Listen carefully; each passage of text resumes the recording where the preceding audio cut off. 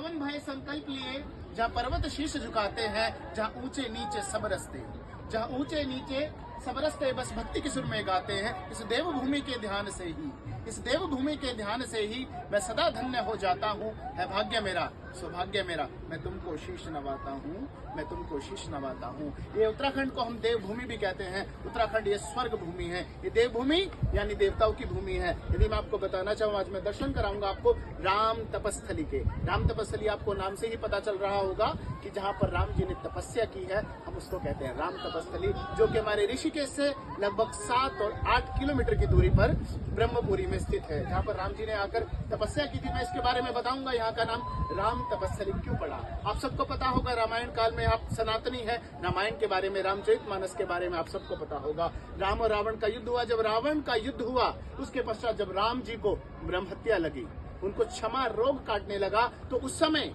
भगवान राम और लक्ष्मण जी गुरुदेव के पास गए, गुरुदेव वशिष्ठ के पास गए, तो उनसे पूछने लगे ये क्या रोग है, किस प्रकार का रोग है। तो महर्षि वशिष्ठ जी ने उनको बताया ये जो रोग है ये क्षमा रोग है, क्योंकि ये जो रोग होता है ये ब्रह्म हत्या की वजह से होता है। आपने रावण का वध किया है तो उसका प्रायश्चित करना होगा। रावण भले भी जैसा भी था, लेकिन वो एक ब्राह्मण था, इसलिए राम जी ने रावण का वध किया था तो उनको ब्रह्म हत्या लगी थी। उस ब्रह्म हत्या से छुटकारा पाने के लिए महर्षि वशिष्ठ जी ने कहा था आप कुब्जामक्र क्षेत्र यानी केदार खंड में जाओ। हमारे ऋषिकेश का जो प्राचीन नाम है उसका नाम है कुब्जामक्र, और ये हमारे केदार खंड में आता है। आपको पता होगा, हमारा एक 18 पुराण में है स्कंद पुराण, और स्कंद पुराण में है केदार खंड। ये जो हमारे उत्तराखंड के जितने भी तीर्थ आते हैं वो सभी केदार खंड के अंतर्गत आते हैं। उस समय भगवान राम तपस्या करने के लिए इस स्थान पर आए थे, तो इसलिए इस स्थान का नाम पड़ा है राम तपस्थली। चलिए मैं आपको उसके दर्शन कराता हूँ, आप आइए हमारे साथ।